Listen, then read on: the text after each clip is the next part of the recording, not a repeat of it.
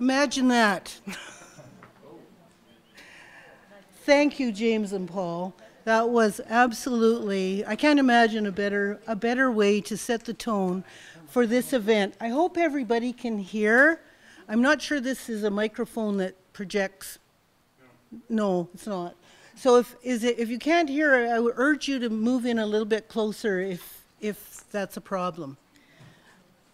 Thank you. That was wonderful. Some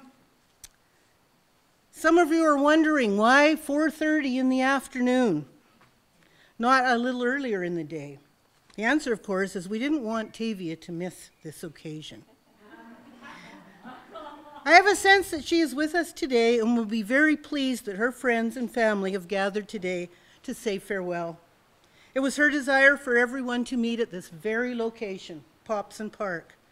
Megan, Karen, Donna, Lorraine, and Cliff have helped to prepare for this occasion, and I'm grateful to all of you for the extraordinary effort you put in helping me today. The day is gorgeous, and I'm thanking the universe for that bonus weather call. We appreciate the cautions that you've taken to make this a safe gathering and make it comfortable for everyone. You've traveled to honor Tavia, so please feel free to write a memory on the papers that are on the table, and we'll include them in the guest book that's at the back. Thank you. And I hope everybody's seen our little guidelines for the day over there too. If you can take a look at those sometime, that would be appreciated. Perhaps while you're spooning out your meal. One of the things, yeah, there you go. I especially want to welcome those people who traveled from a distance to say goodbye to Tavia. I was over the moon when my cousin Louise agreed to come. On behalf of the Mayhews, our father's family, I'm also grateful to Rita and Davy, who have traveled from afar to deliver words on behalf of the Irwin clan, my mother's family. Our grandpas were brothers who came in the 1900s. Yeah. I guess that makes us cousins once removed, or second cousins. Here's a debate you can have later on with each other. Which is it? I'm not sure. I'm never, regardless, we are happily related to each other, and I thank you for coming today. I welcome my friends from Edmonton, Calgary, and mainly Lethbridge, who've taken time on this long weekend to be here with us. My hope is that you will mingle with each other and get to know each other, because you all have so much in common. Tavia. Lorian was unable to come. Lorian, her son, was unable to come from his new home in Georgia and will be with us in spirit, and we all send love to him and his new family. Fortunately, Ira, Kira, and their darling son, Jasper, are here with us today over there. Give a wave, Ira. I don't think you've noticed them yet. Tavia will be thrilled to think that her family and friends are here, get a non-virtual chance to see her beloved grandson and listen to his gentle gurglings. Right, Lou? I'd like to begin my remarks by sharing an experience that Cliff and I had when we visited the Van Gogh art exhibit in Edmonton just a couple weeks ago. When one first arrives, there are information panels telling the story of Van Gogh's life. He was a penniless artist. And in order to pay a debt, he decided to fill a wheelbarrow full of canvases and roll it over to his creditor's house. The creditor took one look at the offering and firmly rejected it. Later, his wife said, "You could have at least taken the wheelbarrow." What's the connection? How many of you know how many wheelbarrows Tavia possessed? How many? What's your guesses? 4? 3. She had 3 wheelbarrows. So my guess is that our Tavia was a reincarnation of that creditor's husband. For those of you who know Tavia and me, you will know that we are very different in many respects. This is me. This is Tavia. When one first, I knew that would distract. We do have one obvious area of commonality, however. We are voice twins. We had many a good laugh fooling people when we answered each other's telephones. On more than one occasion, I would get the response, "Hi, Taves," and she the same thing. As different as we are, I truly admire many of her endearing qualities, And I would like to highlight just a few of them. By the way, you're probably scared when you see all these pages. But it's very large font. Okay. My sister was exceptionally creative and always thought outside the usual boxes. Her works of art continue to amaze and impress. It was hard to select from a vast array of projects, collages, paintings, and pointillism art which ones to include in the slideshow that you've been looking at. She was fascinated with colors, designs, and textures. She saw beauty in nature for which most people wouldn't even notice. I had to smile when she was recovering from her last surgery. The energy she put into color coding her med charts. She developed to keep track of the numerous pills that she was taking hourly. And she created a new chart every day. My sister would never tell a lie. She even struggled with white lies, much to my chagrin. Occasionally, she got into hot water. For example, some of you may know our sister was a strong believer in the power and positive effects of cannabis. Early on, when she was in high school, she informed our very straight-laced parents that she had partaken of the substance. Needless to say, they were shocked and a little horrified. The upside of this revelation was that she convinced them to try it. So she arranged cushions on the floor of their living room and had them sit on a circle. This, I believe, was the first time they had ever sat on a floor. They proceeded to puff on a marijuana cigarette, and lo and behold, not really much happened. Dad said he had a restful sleep that night, and Mom claimed that it didn't really work. In my mind, that move took chutzpah. My sister was a rebel.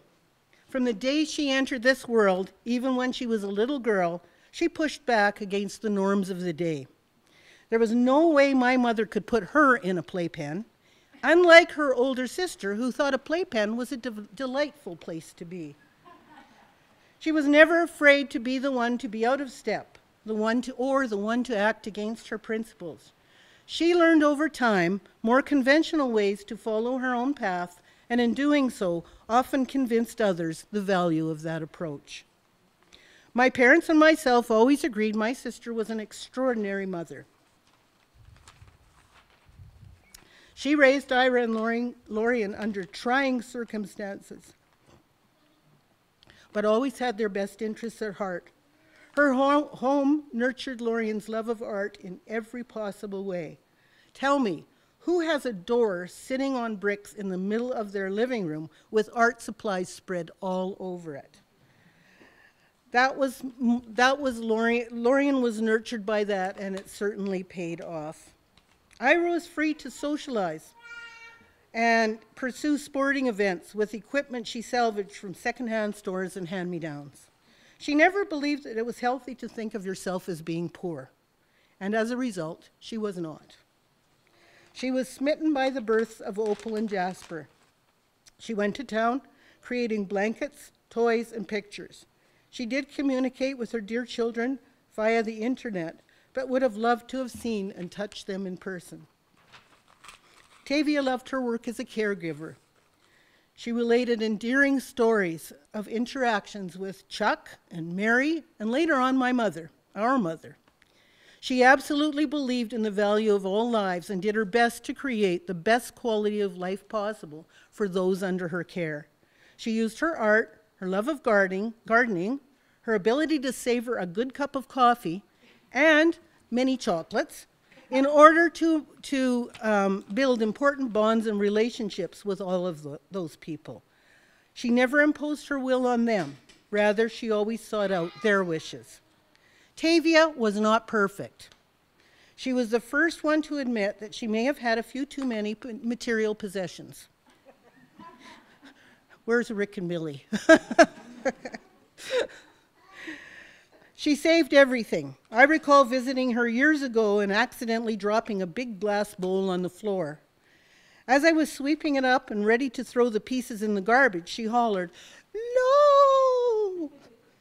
I was perplexed. What? You want to save these broken pieces of glass? Oh, yes. You never know when they might come in handy.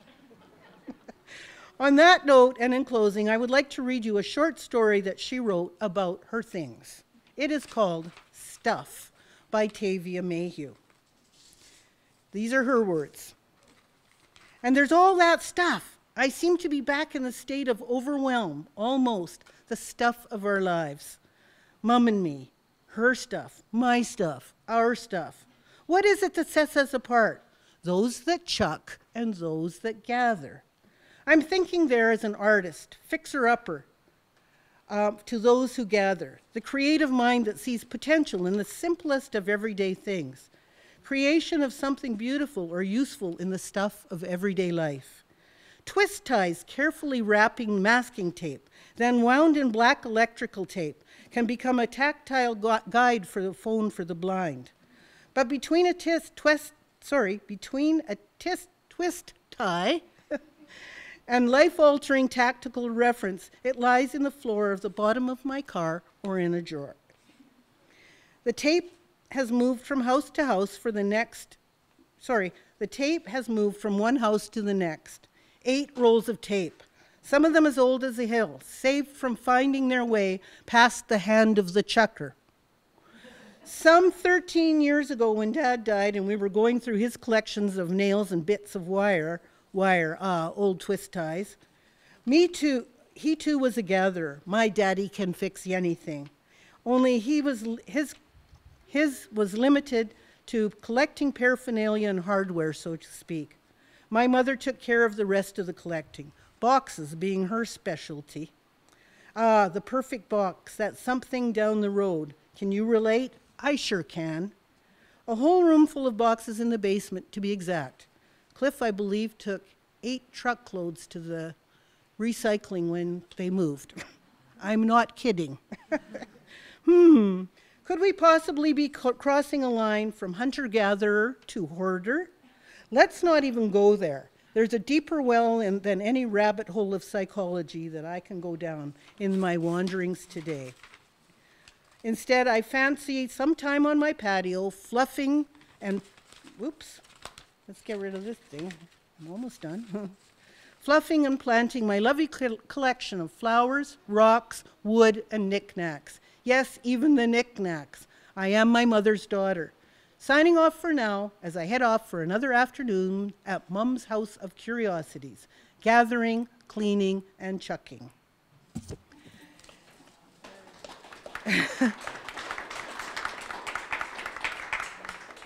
Just one last word. She was surrounded by an amazing group of incredible people that I'm just now getting to know, and I feel so privileged for that. Thank you, everybody.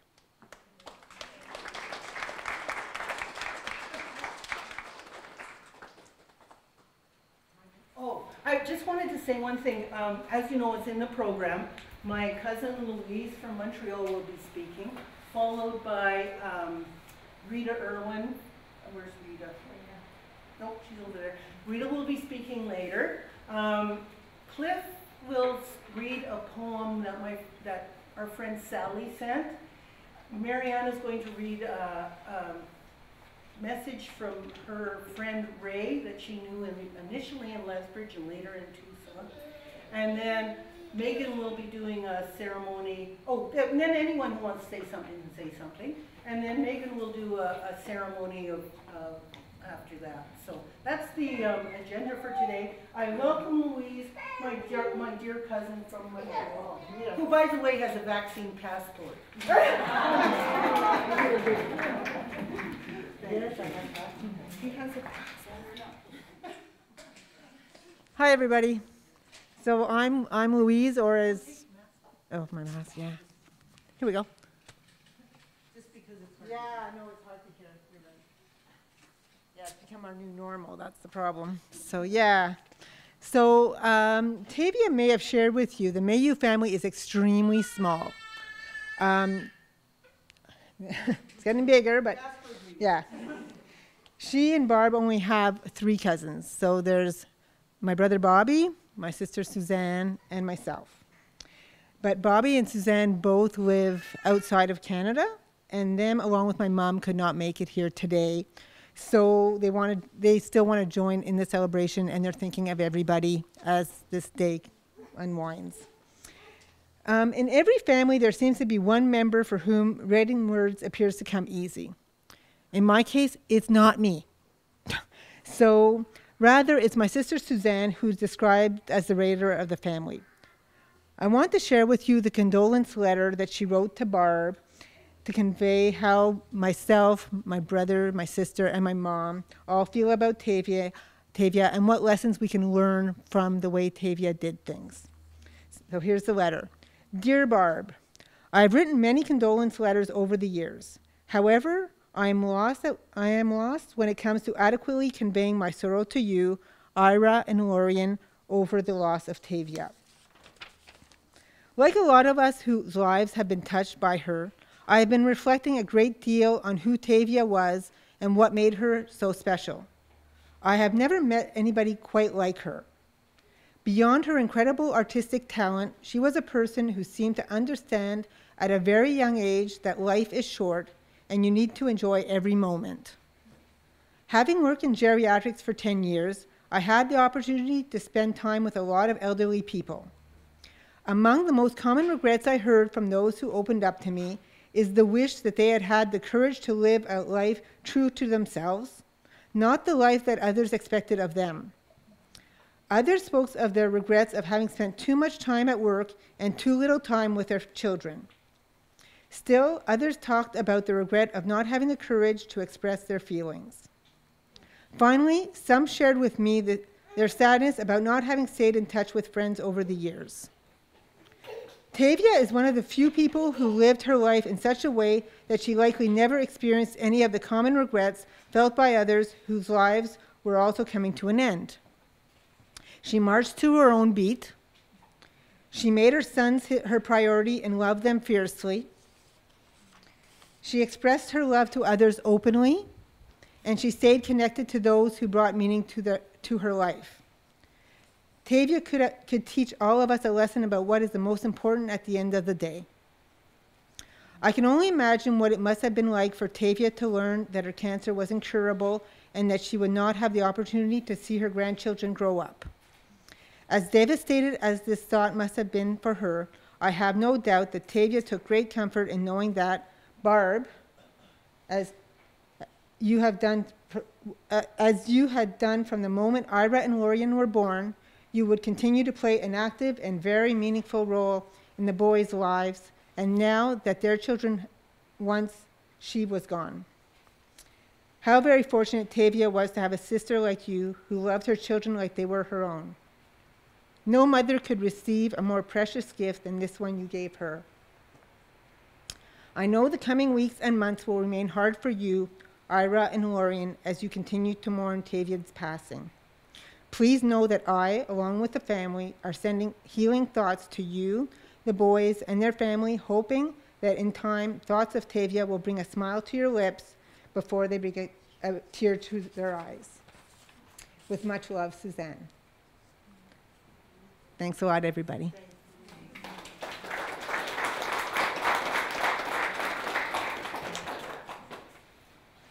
Rita is next on the agenda. Hi, everyone. I'm very honored to be here today and also to be representing the Irwins. And I thought about that a bit when Barb asked me to represent the Irwins. If you know anything about the Irwins, we're pretty proud of being an Irwin. I'm here today with my brother and his family. Brant, my brother. And I know that Tavia had probably, in recent years, probably a stronger relationship with them than she had with me because of where I lived in Vancouver.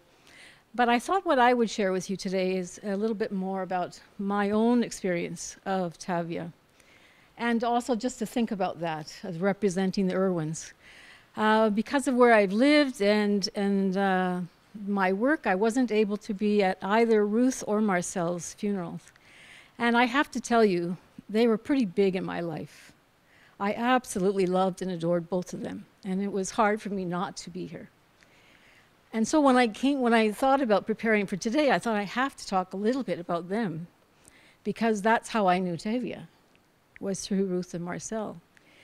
So while I didn't know the family that well when I was very little, when they moved to Lethbridge, I got to know them much better. And of course, during that time, what I remember of that time frame, of course, I was 2 years younger than Tavia. So I was knowing her as a teenager, and I was just an early teen. And I have to tell you, I was so impressed with her, because she was so artistic and so creative, and I really wanted to be like that. And for those of you who know me, I've gone on to have a career in art education.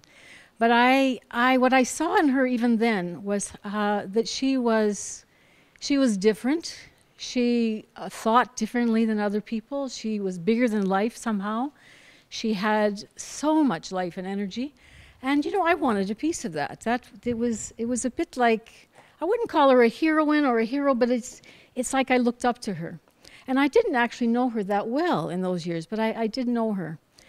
And when I think about Ruth and Marcel, now they figure bigger in my life after this, because of course we know that she moved away and had a family elsewhere, and I would hear about her because Ruth and Marcel were so proud of both of their daughters. We heard a lot about both of them. And of course, I would hear about everything artistic and everything creative. And again, I was still mesmerized by her abilities. And I was still, even from afar, very just enamored with her energy and her ability to be different and to be understood in that difference. Ruth and Marcel, I got to know them very well in those years, and you know, every time I came home, I always visited them, and I still miss them today. And as I got to know Tavia and how when she came back to Canada and had stayed in touch and certainly came back and spent more time, especially Ruth in later years, I got to know her differently. And when I'd come home, and of course I always made a point of visiting Ruth. And Ruth and I think, always had a special relationship. That's just how I understood it. She loved me, I loved her, and I loved seeing her.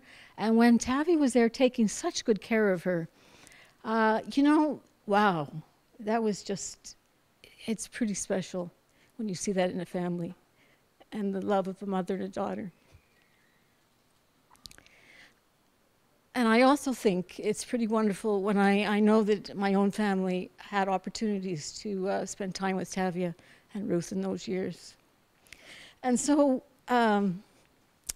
I think the biggest memory that Tavia has given me is that, you know, we need her. We need people like Tavia. We need more people like Tavia who are thinking outside the box, who are thinking differently, who are larger than life, and who give us permission to actually be different and to really allow us all to love that difference. So that's my biggest memory of her. And that's how I guess I want to remember her. And just as, again, returning to that opening invitation of to represent the Irwins, I just want to end on one little thing, and that is I'm staying with my older sister, who didn't really know Tavia very well, but she's the genealogist in the family. And I was asking Deanna,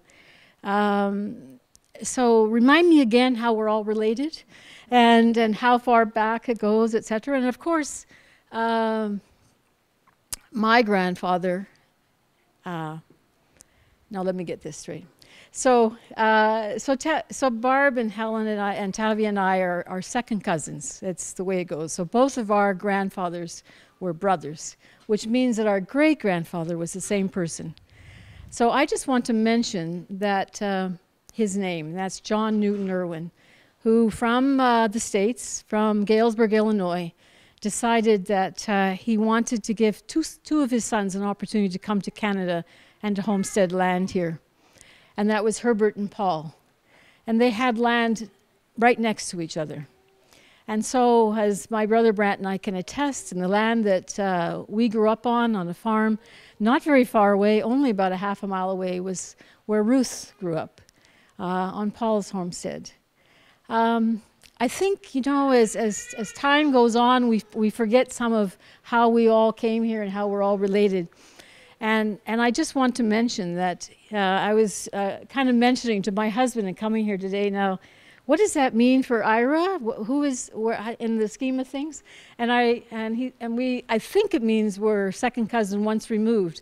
And Davy said to me, "But we don't want to be removed. We don't want to be." And I think that's one way I want you to remember that even though Tavia is not here, we are family. We'd love to know you. We'd love to make sure that we keep those family ties connected. Even though we're generations apart, we're still connected. And I just thank Tavia for everything that she gave to all of us, and especially to the Irwins. And thank you for coming today to really celebrate her life.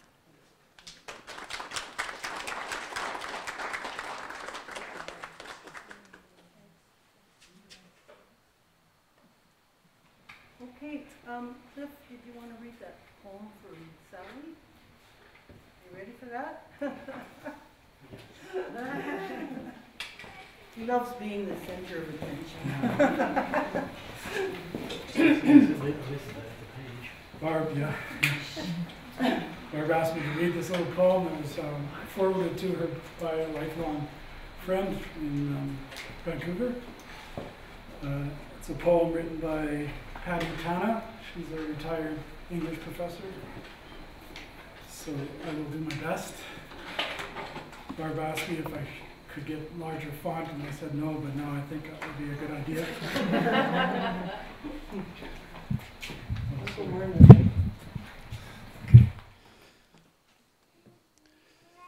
Scatter my ashes in my garden. I cry at movies, so this is hard. Scatter my ashes in my garden so I can be near my loves. Say a few honest words. Sing a gentle song. Join hands in a circle of flesh. Please tell some stories about me, making you laugh. I love to make you laugh. When I have had time to settle and green gathers into buds, remember, I love blossoms bursting in the spring. And as the season opens, remember my persistent passion. That definitely was her, my persistent passion. And if you come in my garden on an August afternoon, pluck a bright red globe, let juice run down your chin and the seeds stick to your cheek.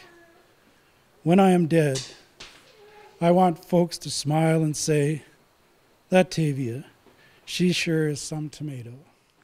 Thank you.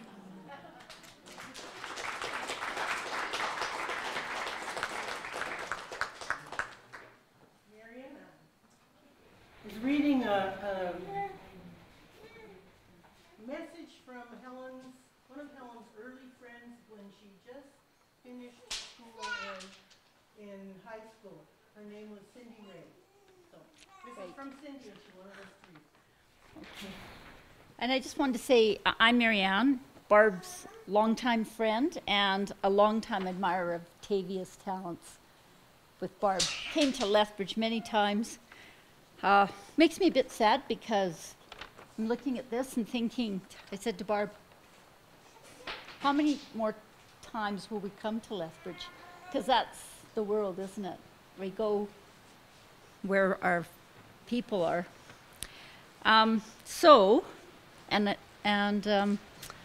Just looking at all these people that have some of the talents like Tavia, it's very neat to be here. And this is a different kind of ceremony, which is quite wonderful. Even the clapping, you know, we don't always clap when we're at ceremonies, so that's pretty cool. Anyways, this friend from Arizona wrote these words to Tavia.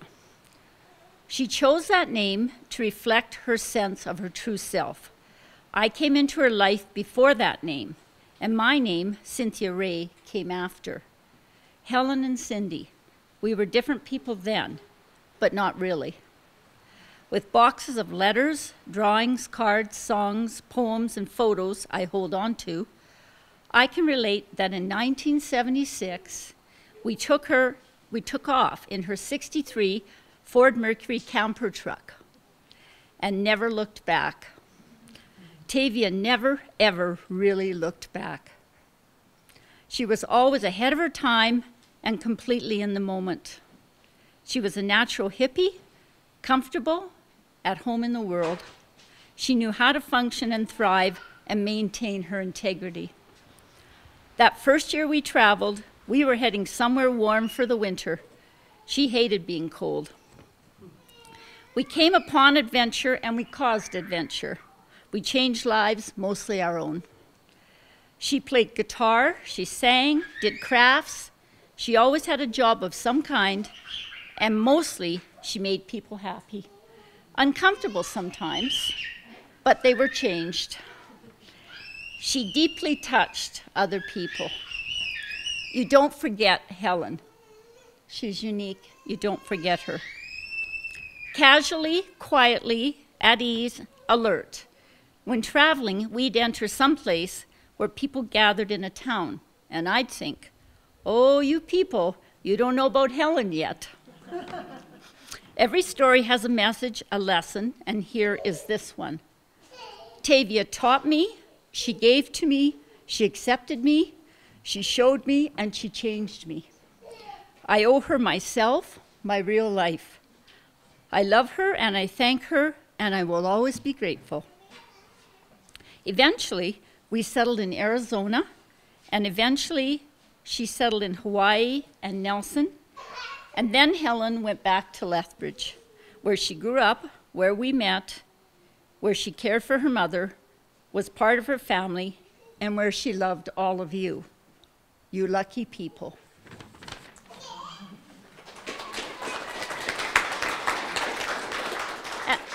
And this is a point where if anybody would like to say a word or two, by all means, because Tavia is probably listening. And if you have a word or two. Hi, my name's Mary, and I just need to talk about Tavia just a little bit because I do think she's also listening. I do think she's there. And, you know, one of the things that just struck me was after she found out, she actually found out, hey, I'm not going to make it, you know. I'm not going to make it. This is it, you know. She went through the whole thing with such grace and such levity. I don't know how she did that. I really don't know how she did that, because now I'm just comparing myself a little bit, not the same, but I am getting ready to have a hip replacement, and I feel like a crybaby, you know, compared to Tavia. And so what I've been trying to do lately is say, okay, what would Tavia do today, you know? Because she approached it in such a graceful way. Like she was just the picture of grace during the whole thing. She really was. And I am going to try to maintain that as much as I can too until my surgery. Just one other thing was that there was a plate that had it was the tree of life on this plate. It was absolutely gorgeous. And for some reason, I ended up with this plate after she passed. And I just now went down to Oregon to my family's reunion. And my niece had just lost her husband suddenly. And we were sitting around, and I didn't know why I don't know why I took this plate. You know, I didn't know. But I took it down there when I went down. And my niece was trying to figure out what she was going to do for this little celebration of life that we had for her husband. And she said, you know, she said, the thing that I just love is the tree of life. Like, that's my symbol. That's it for me. Wow. So she gathered this little thing that she had. It was a thing that we had to put together. It was wooden, and it was really pretty. It was like pretty, a little thing, a little tree of life with little hearts that you could put on it. And then she had people just put their name on the hearts and put it on the tree. Anyway, I thought, my gosh, I wonder if that's why I brought this tree, this beautiful plate down. Maybe it's for her. Maybe it had to be for her. And so somehow, and I know this sounds really wacky, but you know, I mean, Tavia would understand this, that, you know, somehow that plate was supposed to go from Tavia to me and then to my niece, and it's up on her wall now. And she said she just cherishes it. So.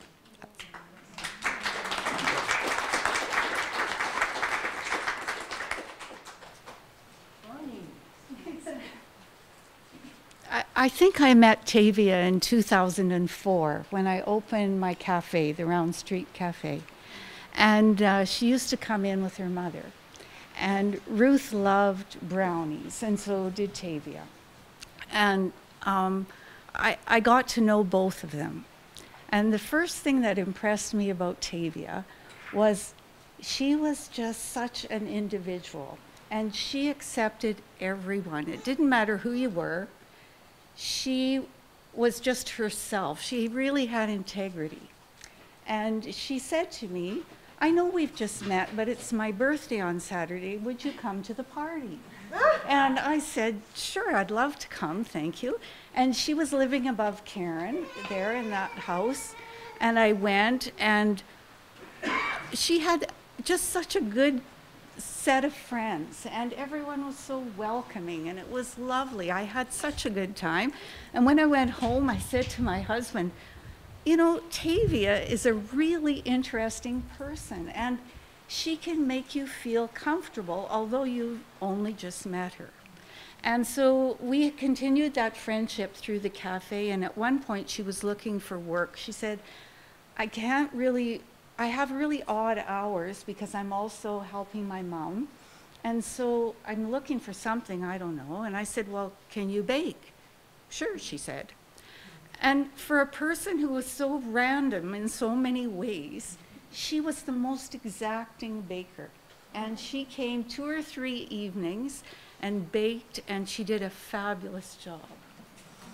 And I just think, when you said she gave herself permission to be herself, that's such a great gift as an example to other people, and I appreciated that so much about her, and the kind of intimacy she could have with so many people, and so many people who were not all the same. And it was a great example, and a tremendous capacity for friendship. So those are my memories. And oh, my daughter went to Hawaii. She said, be sure to tell Barb this. And about 2 years, that was maybe 2 or 3 years ago, and she said to Tavia, where should I go in Maui? And Tavia made a map and said, go to these places. And she said, when we were there, she and my granddaughter, we only used Tavia's map, and it was the most perfect trip. And then my granddaughter said, we went to a pavilion and had pancakes one morning because Tavia told us to go. So she was also a really good travel guide. Thanks. Bonnie, is that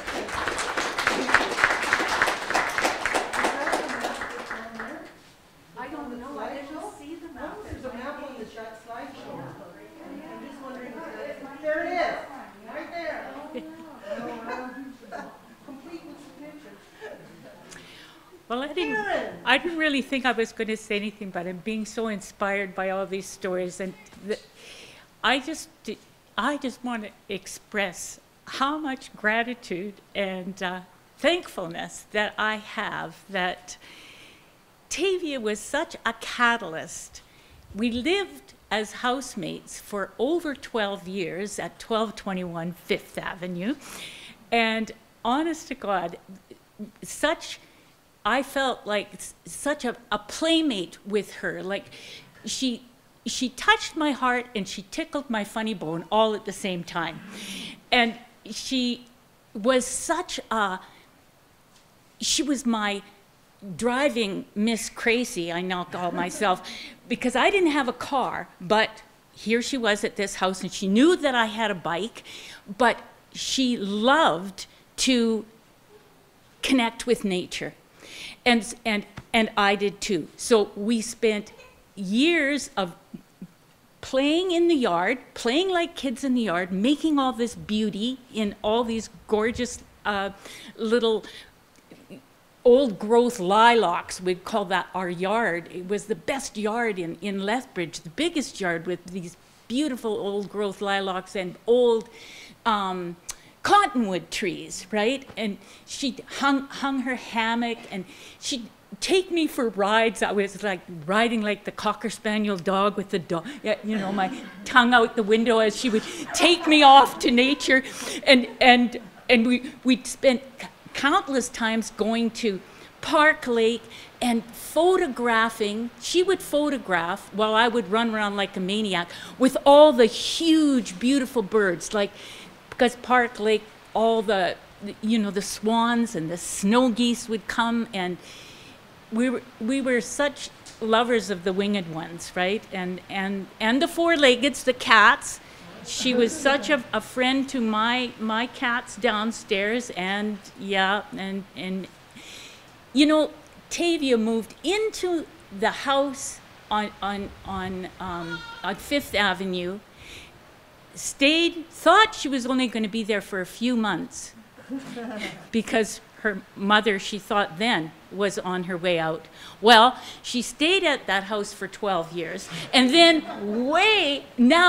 now at the other end, Tavia was the one who helped me 6 months ago when I had to move from my falling down house to the place where I am now. She made it possible for me to find the house of my dreams where everything works on Métis Boulevard in Temple, that is my now long-time house, right?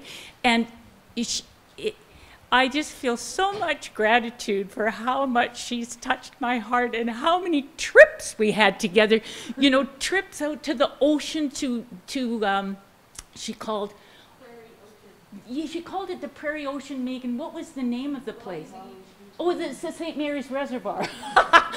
And we'd go to the Prairie Ocean and again, you know, play with the birds and play in the sand, and so many times to Waterton, so many trips inside and out I've taken with that gal. And I just love her so much, and I am so grateful, you know, for meeting her family, and how much, we would have so many beautiful talks about raising sons, because I raised a son too, and how much love, you know, for Ira and for Lorian and those beautiful grandbabies in her life. I'm so grateful for all that she was a catalyst in my life and brought so much joy and so much hilarity, you know. Really, there have been many times we laughed until we peed, or, you know, had to move quickly on to the next chair, right? Or anyway, thank you for listening, and thank you for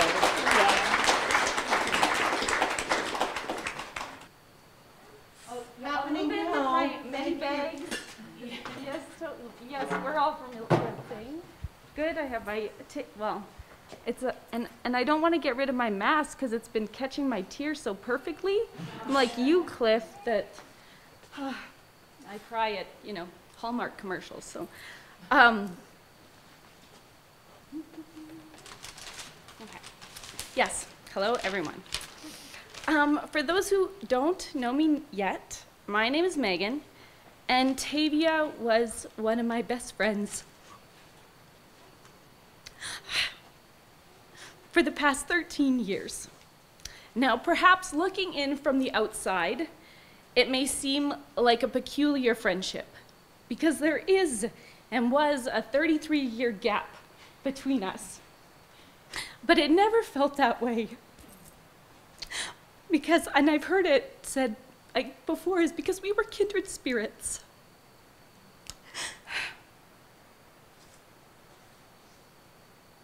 And I've heard all of us, you know, and this is what this day has been about, is reflecting on what she meant to us. And she ended up playing so many roles in my life. And, you know, she was a friend and a confidant and a playmate, and she was Auntie T to my daughter Helena, her namesake. And she was my holiday and my smoking buddy. And for the past year and a half, she was my COVID companion. And to the exclusion of other relationships we shared our love.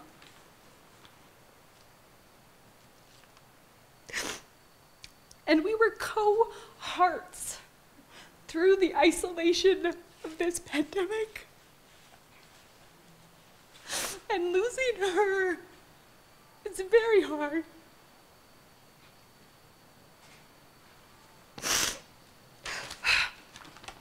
Grief, you know?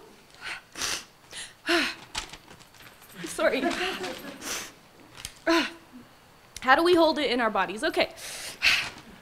So, how did we become friends? I was immediately drawn to Tavia when I first met her. And I always knew it was because she was so damn good at being herself. And I really admired her immediately. And over the years of knowing her, I got to fall in love with her over and over again and witness so many different facets of that woman. And there are so many things I will remember and will conjure up when I need a laugh. These like amazing mannerisms that she had, and these movements, the way she would move her body, she would talk about Ira and their relationship and be like, oh, Ira and I are so solid. You know, like, the way she would scat jazz in the kitchen, like boo boo ba da bee bop bee dee ba. And oh my God, at first I was like, what the fuck? Like, what? And then I like miss it. You know, I'm just like, oh, I'm gonna have to start doing these things because I can't say goodbye, you know? So forgive me if I become the like jazz scatter in the kitchen, like potluck. Sorry, I'm sorry. But yes, but also not sorry.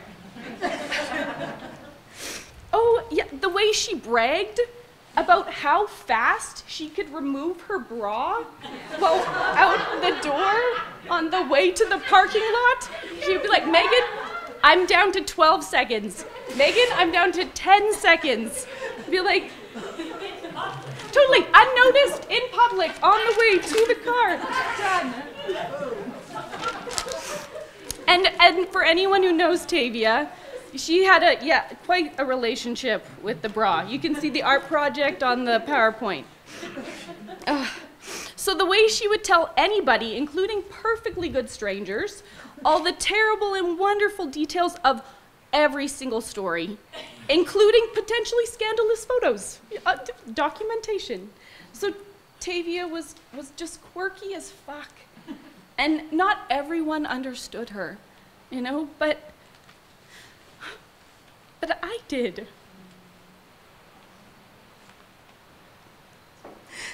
And I count myself lucky that I did.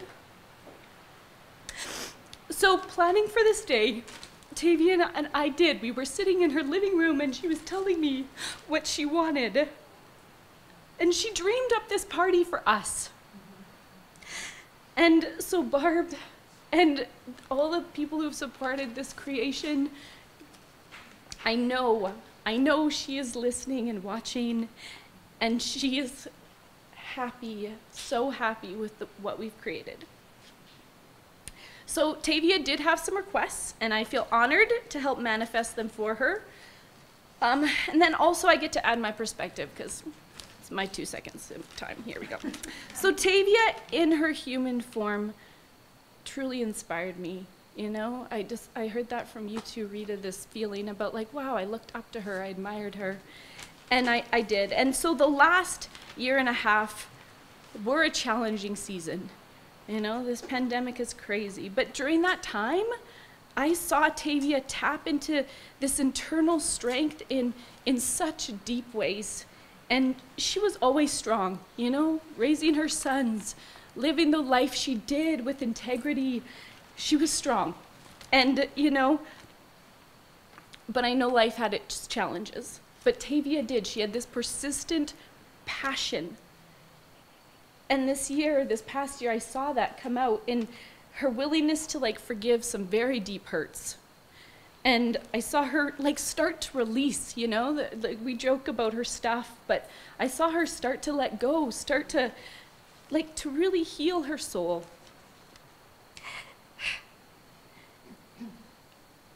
And so at the end of her experience, she started to give things away, you know? And after years of collecting, which she was ever the artist with an eye for beauty and potential, but she started to release. And one day in the kitchen, she said to me, very shocked, she's like, Megan, if I would have known how good giving stuff away felt, I would have been doing this years ago.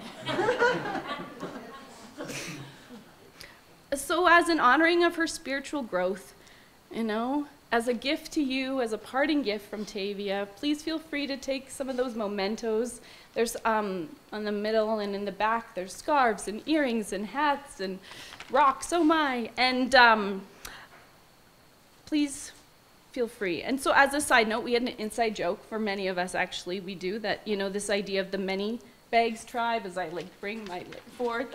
And yes, we are. So that being said, Tavia definitely was. She would arrive with 1 million very beautiful bags. And in the spirit of that, so those mini urns on the center here are for you to take home with you. And each is filled with a little bit of Tavia in a bag. The bags are made out of t-shirts that used to be Tavia's, la la la. So, but this is one more instance of our darling bag lady Tav. So feel free to choose one and then spread her ashes in a space that feels special to you. So Tavia was an artist through and through, and she loved music, she loved nature, and she felt most connected in those spaces. And so being here today was what she wanted. This was her wish. And so I would like to take a moment and really reflect with you right now in this moment. And I'm going to use this drum that was hers when she was alive. And I just ask you to just tap in to this beauty that is around us, to tap into the like rhythm of your own heart that's within each of us, that was within Tavia, and that now is within Ira and Jasper and Lorian and Opal. So Tavia has transformed from this human form to this next one. And now she gets to take up residency in our hearts.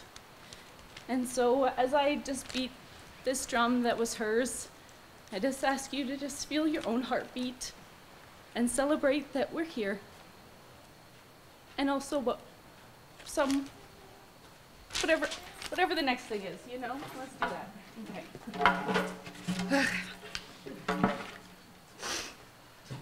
So if you want to just take a moment, close your eyes if you feel comfortable doing that, or look at the beauty of this nature, and just feel what Tavia felt like in your own heart. And thank you for being here to celebrate with us.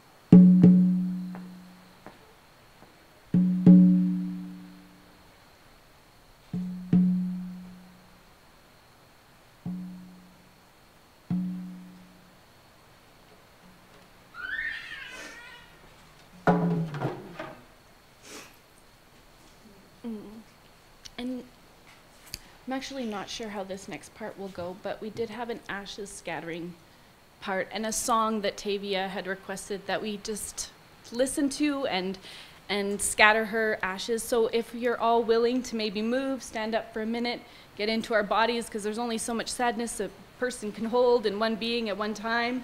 If you're comfortable, we'll all go together down to just down here, the campfire circle, and we'll listen to a song and spread some ashes, and then just wrap up our ceremony.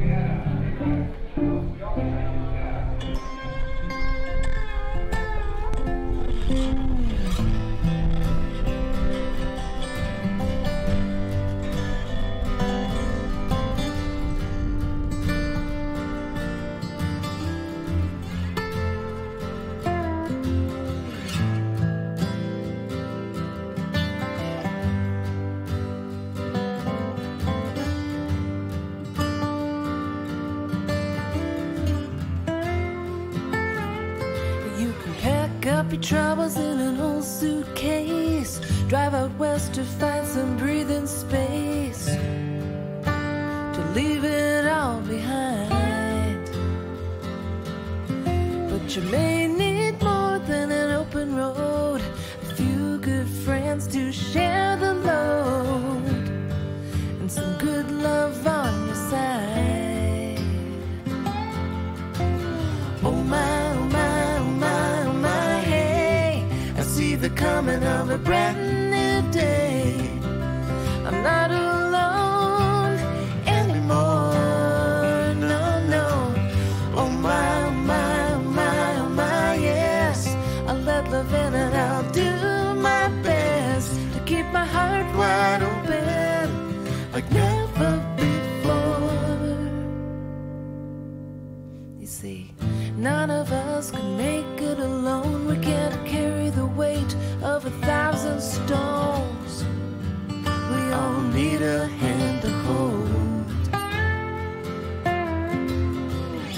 I know I've tried.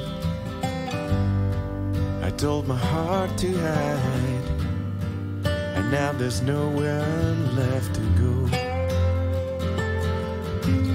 Oh my, oh my, oh my, oh my, hey, I see the coming of a brand new day. I'm not alone anymore, no, no. Oh my, oh my, oh my, oh my, yes, I'll let love in and I'll do my best to keep my heart wide open like never before. I've got nothing to lose by trusting my heart. Yesterday everything fell apart. Today I'm looking at a clear blue sky. Guess I'll spread my wings and fly. Fly.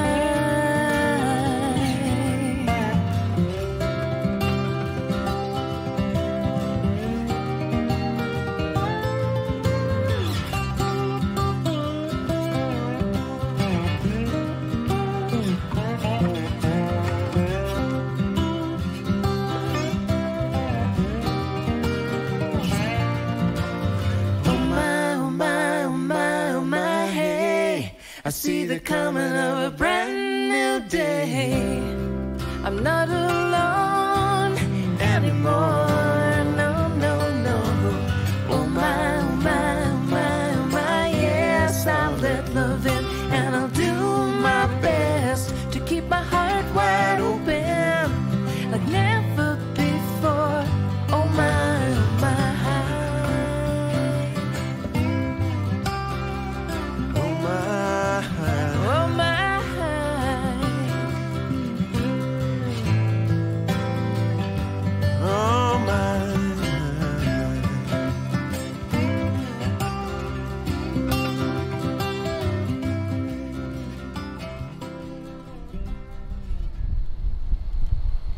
Thank you guys all so much for coming down here.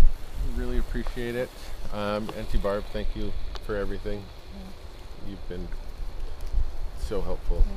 Yeah, of course. Megan, thank you for everything. Lou, thanks for your words. Rita, thank you for who you are. Bonnie, thank you for the delicious treats that we will eat at some point, I heard. For the music, thank you guys so much for playing music.